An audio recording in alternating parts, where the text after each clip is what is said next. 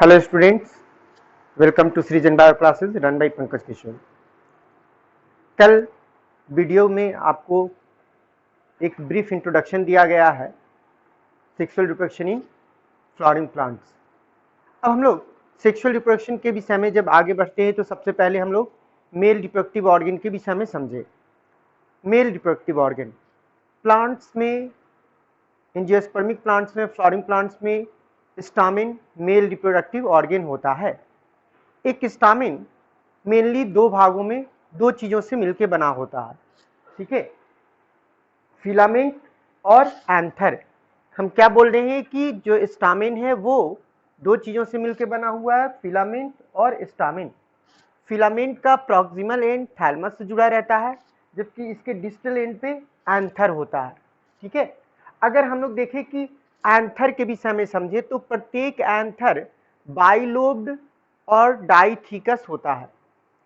अगर इसके कहने का मतलब है कि दो इसमें आपको स्पष्ट रूप से दिखाई दे रहा है कि दो यहाँ पे लोब, लेकिन प्रत्येक लोब में दो दो चैम्बर होते हैं। इस कारण से हम लोग क्या कहते हैं, बाइलोब्ड डाइथिकस। अब अगर इसको हम लोग समझना चाहे ऐसे कि कोई एक बिल्डिंग है, कोई एक मकान है जिसमें दो फ्लैट बना हुआ है। अगर एक मकान आपको एंथर हो गया तो दो फ्लैट उसका हम लोग क्या देखते हैं कि लोब हो गया, ठीक है, बाइलोब। और मान लेते कि प्रत्येक फ्लैट में दो दो रूम है, तो इस प्रकार से क्या हुआ कि उस एक बिल्डिंग में चार चार चैम्बर दिखेंगे, उस बिल्डिंग में चार रूम दिखेंगे, सॉरी, ठीक है, चार रूम। उसी तरह एक एंथर जब बाइलोब्ड होगा और प्रत्येक लोब में दो चैम्बर है, तो इस कारण से हम लोग क्या देखते हैं कि चार चैम्बर हुआ, तो एक एंथर बाइलोब डाइथिकस होता है। लेकिन अगर हम लोग मालवेसी फैमिली या चाइना रोज के एंथर की बात करें तो चाइना रोज के एंथर में हम लोग क्या देखते हैं कि चाइना रोज का एंथर मोनोथिकस होता है। अब हम लोग देखें कि एक एंथर में, एक जो यंग एंथर की बात करें तो एक यंग एंथर में आपको चार चार आपको माइक्रोस्पोरेंजियम, चार माइक्रोस्पोरेंजियम पाया जाता है। जो बिल्कुल अगर हम लोग कहें कि चारों माइक्रोस्पोरेंजियम को अगर इस तरीके से, ये मेरा यहाँ पे आपका मार्कर हम लोग देख रहे हैं, ये चार, एक दो तीन चार, ठीक है, ये, और ये चारों ऊपर से कवर है। तो ये जैसे लॉन्गिट्यूडनल प्लेस है, तो हम लोग देखते हैं कि एंथर के अंदर लॉन्गिट्यूडनली प्लेस्ड रहता है, ठीक है, माइक्रोस्पोरेंजियम। अब है कि हम लोग देखें कि माइक्रोस्पोरेंजियम को भी स्टडी हम लोग करना चाहते हैं, तो फिर माइक्रोस्पोरेंजियम का अगर स्पष्ट रूप से, अगर ये सिलिंड्रिकल स्ट्रक्चर है और ज्यादा इसका अगर डिटेल्स में स्टडी करना चाहेंगे तो हम लोग को क्या करना पड़ता है कि एंथर का ट्रांसवर्स सेक्शन हम लोग काटते हैं, ठीक है।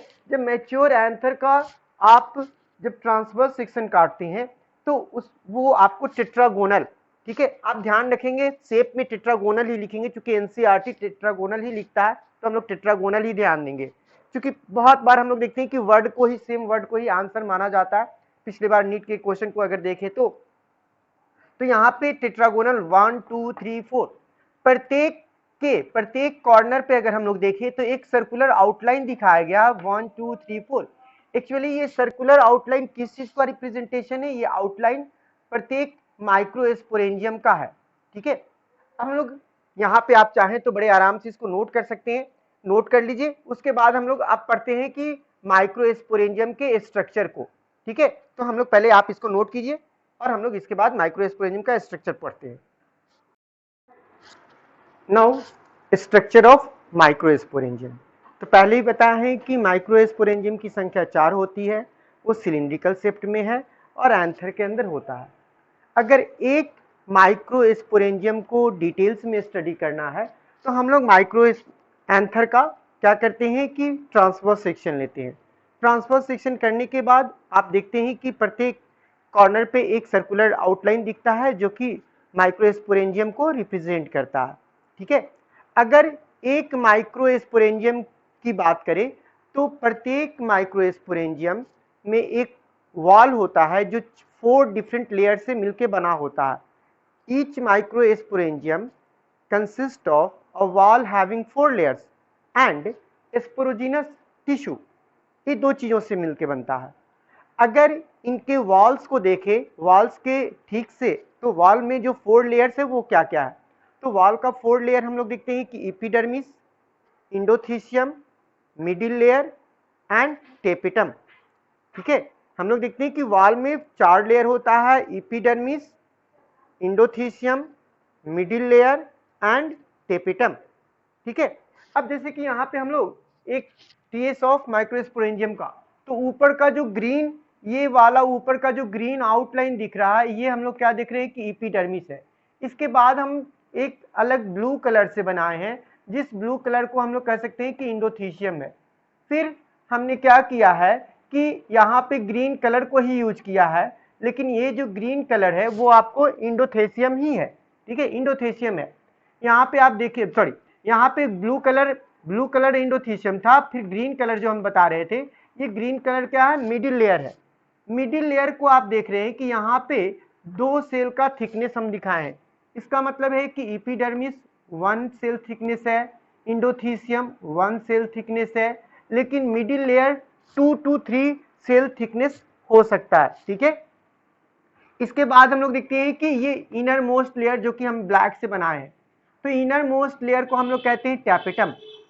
अगर टेपिटम की बात करें तो टेपिटम का प्रत्येक सेल हम लोग देखते हैं, टेपिटम के प्रत्येक सेल में डेंस साइटोप्लाज्म होता है, और साथ ही साथ हम लोग देखते हैं कि एक से अधिक न्यूक्लियस होता है।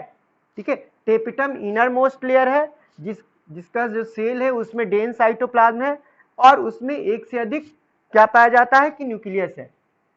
अगर फंक्शन को ध्यान दिया जाए तो ये 4 लेयर में first 3 layers, that is the epidermis, endothecium and middle layer, they are protective in nature.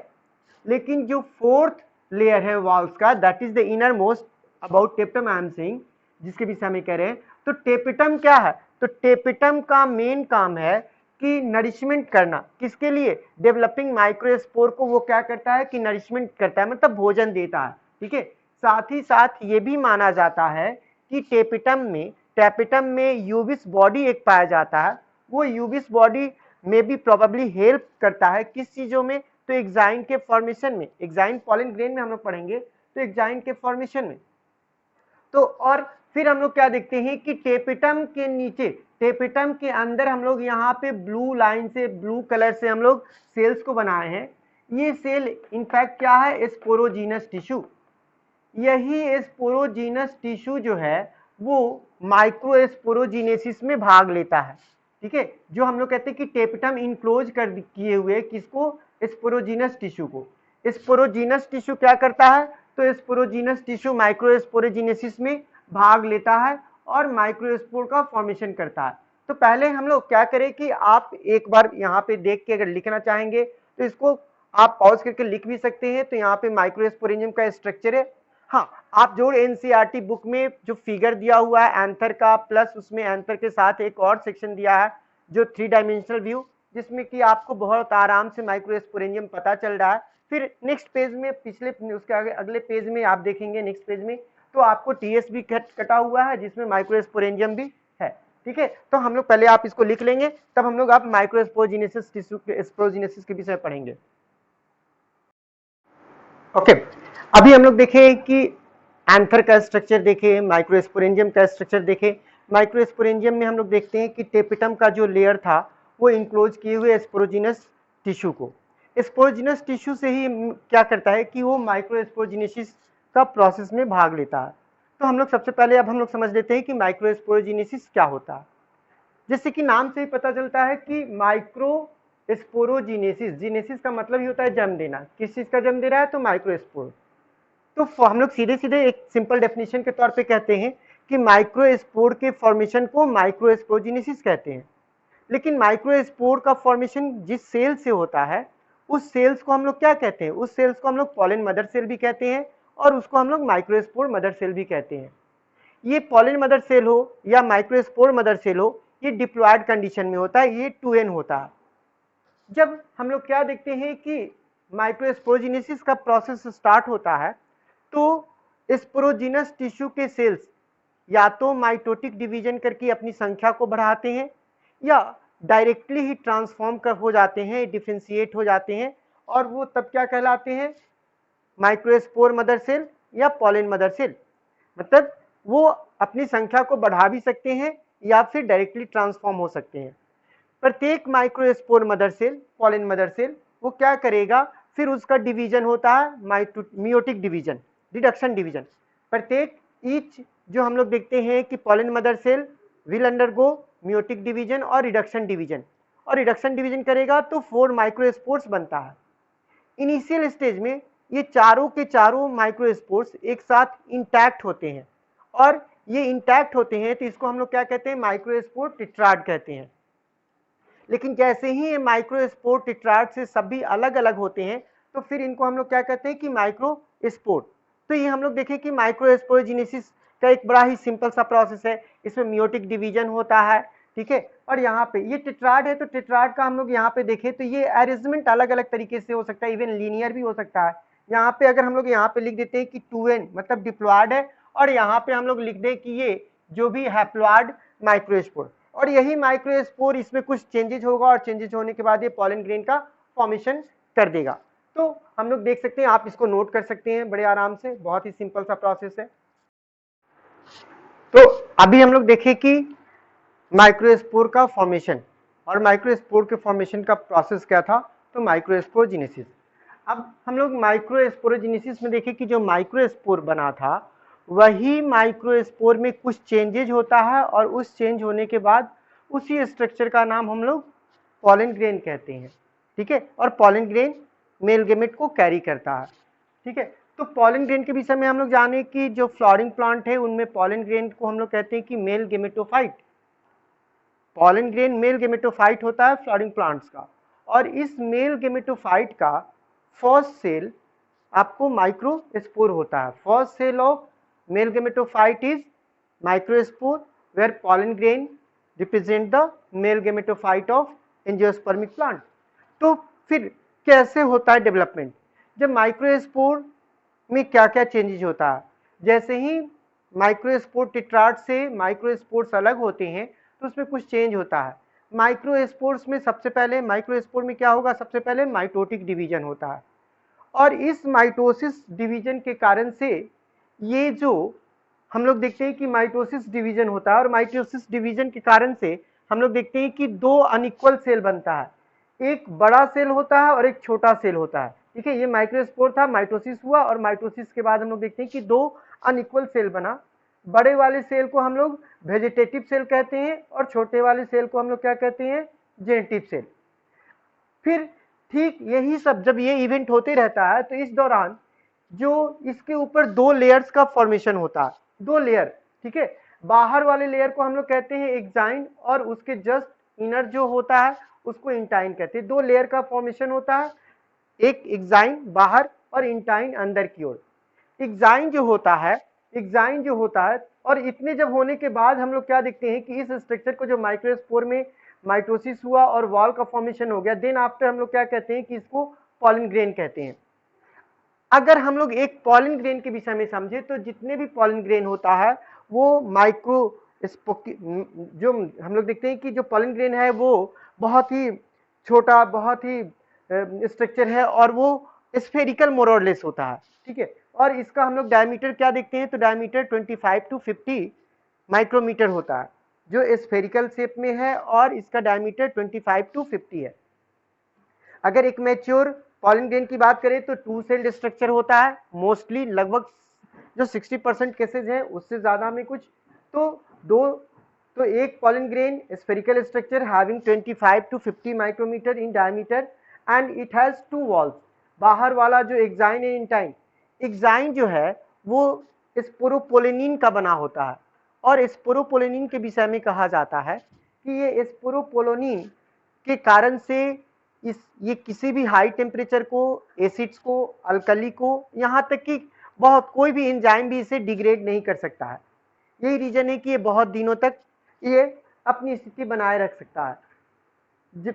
Exine जो होता है वो रफ होता है, और साथ ही साथ हम लोग क्या देखते हैं कि वो डिसकंटिन्यूअस होता है, मतलब कुछ ऐसे भी प्लेसेस हैं जहाँ पे वो एक्साइन एब्सेंट होता है। जहाँ पे एक्साइन एब्सेंट होता है वहाँ पे हम लोग देखते हैं कि एक छोटा सा होल टाइप का स्ट्रक्चर बन जाएगा, एक डिप्रेशन बनेगा जिसको हम लोग जर्म पोर कहते हैं, ठीक है। इसके बाद हम लोग देखते हैं कि इंटाइन जो होता है वो स्मूथ है, थीन है, और कंटिन्यूअस लेयर है। जो सेलुलोज और पेक्टिन का बना होता है। ठीक है, अब हम लोग देखते हैं कि वेजिटेटिव सेल बड़ा पहले ही बताया है, इसमें एबंडेंट फूड रहता है। ठीक है, जबकि जेनेटिव सेल छोटा सेल है, इसका शेप स्पिंडल शेप होता है और ये क्या होता है कि वेजिटेटिव सेल के साइटोप्लाज्म में फ्लोट करते रहता है। जेनेटिव सेल ही हम लोग क्या देखते हैं कि बाद में जाकर हम लोग देखते हैं कि जब जर्मिनेशन के समय, मोस्टली जर्मिनेशन के समय वो दो मेल गेमेट का फॉर्मेशन करता है। ठीक है, तो ये हम लोग डेवलपमेंट ऑफ पॉलन ग्रेन के विषय में जाने कि किस तरीके से होता है, और इसमें आपको स्ट्रक्चर में भी, और इसको चाहे तो स्ट्रक्चर में कुछ और जोड़ सकते हैं, जैसे कि स्फेरिकल शेप है 25 to 50। ठीक है, तो पहले आप इसको नोट कर लेंगे। Now viability of pollen grain. अभी हम लोग पॉलन ग्रेन को देखे हैं जो स्फेरिकल शेप था, 25 से 50 मीटर माइक्रोमीटर इसका डायमीटर था। लेकिन वायबिलिटी ऑफ पॉलन ग्रेन, सबसे पहले कि वायबिलिटी का मतलब क्या समझते हैं? वायबिलिटी कहने का मतलब है कि जब पॉलन ग्रेन, जो पॉलन सैक के जब तक रहता है अंदर सब कुछ ठीक ठाक है, लेकिन जब पॉलन सैक के बाहर आता है तो कितने समय के लिए वो अपने अंदर जर्मिनेशन कैपेसिटी को रखे रहता है, मतलब ये टाइम पीरियड है for that a pollen grain retain the germinating capacity. ठीक है, जब वो पॉलन सैक से बाहर आता है उसके बाद, तो इस चीज को हम लोग कहते हैं कि वायबिलिटी। अब है कि यहाँ पे हम बता दे रहे हैं कि पॉलन सैक से जब, जिसके थ्रू वो बाहर निकलता है, जिस रास्ते से निकलता है, तो ओपनिंग होता है पॉलन सैक में, उस ओपनिंग को हम लोग कहते हैं स्टोमियम। खैर, हम लोग देखते हैं कि वायबिलिटी जो हम बताएं कि टाइम पीरियड है जिसमें वो रिटेन करता है जर्मिनेटिंग कैपेसिटी को, ये अलग अलग स्पेसीज में अलग अलग होता है। कुछ स्पेसीज, जैसे कुछ सीरियल्स की बात कर ले, अगर व्हीट की बात कर ले, राइस की बात कर ले, तो इन सब में हम लोग क्या देखते हैं कि जैसे ही पॉलन ग्रेन पॉलन सैक से बाहर निकलता है, अगर वो 30 मिनट्स के अंदर अगर स्टिग्मा पे पहुंचता है then it is very good, लेकिन अगर 30 मिनट्स के बाद आता है तो फिर वो जर्मिनेशन नहीं कर पाता है। इसका मतलब इसका viability period within 30 minutes ही होगा। लेकिन जब हम लोग देखते हैं कुछ ऐसे भी फैमिलीज हैं जैसे कि रोजेसी है, सोलेनेसी है, उनके में जो पॉलन ग्रेन बनता है उनकी वायबिलिटी जो है वो मंथ, कुछ महीनों के लिए भी होता है, जबकि कुछ अलग जगह पे हम लोग देखते हैं कि ये बहुत सारे सालों के लिए भी हो सकता है। लेकिन क्या ऐसा हो सकता है कि हम लोग जो पॉलन ग्रेन जिसका वायबिलिटी बहुत कम समय पीरियड के लिए है, लेकिन उसको हम लोग रखना चाहते हैं प्रिजर्व करके, तो क्या हम लोग उसको बनाए रख सकते हैं, उसको प्रिजर्व कर सकते हैं? Of course we can do. तो हम लोग उसको प्रिजर्व करने के लिए क्या करेंगे? We can preserve it in a liquid nitrogen, that means कि -96 डिग्री सेल्सियस, 196 डिग्री सेल्सियस। अगर जो पॉलन ग्रेन जिसकी वायबिलिटी बहुत ही कम है उसको हम लोग लिक्विड नाइट्रोजन में हम लोग प्रिजर्व करके बहुत दिनों तक, लंबे समय तक उसको बनाए रख सकते हैं उसके वायबिलिटी को। तो आप इसको नोट कर ले।